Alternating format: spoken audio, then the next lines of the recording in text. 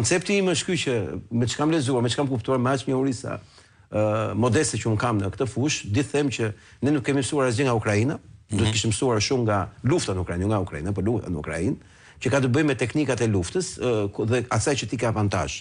Ne kemi avantazh terrenin, kemi popullin shqiptar në Kosovë që shumë patriot ende, këtu ke ne nuk gjendur ushtar, ti e di shumë mirë, në këtu ke ne kara komplet kjo gjë, dhe mbi të gjitha trajnimi ushtarak. Atje në Kosovë nuk ka trajnim ushtarak. Trajnimi ushtarak është gjëja më e rëndësishme, sepse ka të bëjë si thosh me profilin e një populli që është i gati të marrë armë dhe të luftojë siç e ka bërë.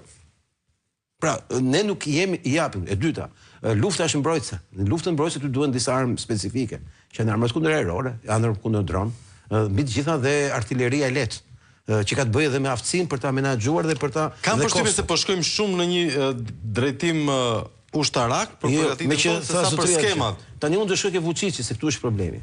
Unë nuk besoj që do bëjmë luftë. Arsyeja që kam që nuk besoj që do bëjmë luftë është që luftën nuk e caktojmë ne, nuk e bëjmë dot ne dhe ka kush ta bëj. Në kush është ky ta bëj. Serbia nuk mund të hapi prapë një. Ka një shans Goxha në vlerësimin tënd. Ka një shans që Serbia në një të ardhmen të afërt të sulmojë Shqipërinë ose Kosovën. Ekzistojnë gjitha opsionet, asnjëherë nuk mungojnë këto opsione, për aq kohë sa mund të mendojmë që në këtë botë mund të ndryshojnë gjithë aleancat. Tani Kroacia, Shqipëria, Kosova ka një element që i përbashkon, që janë faktori huaj. Harroni që kemi qenë në ca burrat mendshëm, Shqipërinë, Kosovën dhe Kroaci dhe vendosën ta bëjmë këtë gjë. Le që Shqipërisë kishte kush ta bënte. Pra këto janë vendime që ka dhënë nga jashtë, janë formulat gatshme që vijnë nga jashtë, pikërisht për të krijuar sisteme si thosh shtesë të sigurisë.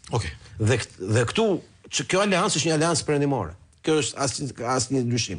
Ajo që unë shoh si problem gjithë këtë diskutim është që kur Vučić merr armë sofistikuara sulmi, të janë armë sulmi gjithë që ka marrë Vučići dhe ka një ushtri vërtet, si thosh, të modernizuar ndërkombëtarisht, ne harrojmë disa faktorë të tjerë.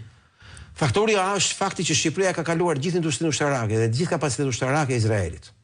Dhe jo thjesht Izraelit, po agjentëve të Izraelit, siç është rasti Ron Jeffet, ku gjithë kantierët që investoi shteti turk ja kaluan falas të gjitha një kompanie izraelite. Ndërkohë Izraeli është një nga furnizuesit më të rëndësishëm dhe më thelbësor të Serbisë. Dhe që është totalisht i lidhur me Serbinë dhe jo me Shqipërinë në një kuptim të nevojave dhe interesave strategjike. Dhe kjo është histori e gjatë. Ajo që është e sigurt është që nuk do kishte ble këto armë Vučići, kineze, po të mos kishte pas konsensus ndërkombëtar.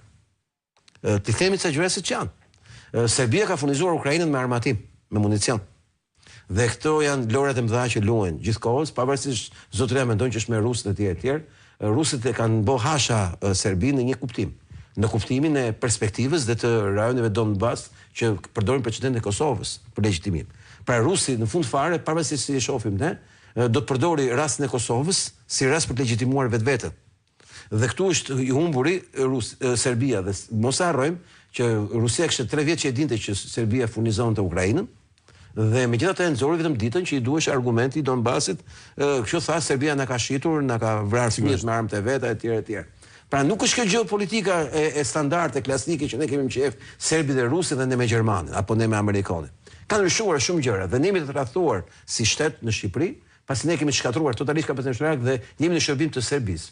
Mjafton të shohim qendrimet publike të 13 viteve të fundit të shtetit shqiptar që ka ndihmuar faktorizimin e Serbisë për hegemoninë në rajon, ekonomike, politike, gjeopolitike, kur dikur ishin faktorë shqiptar. Si faktorë shqiptar, si faktor stabiliteti i shpërndar shumë shtete.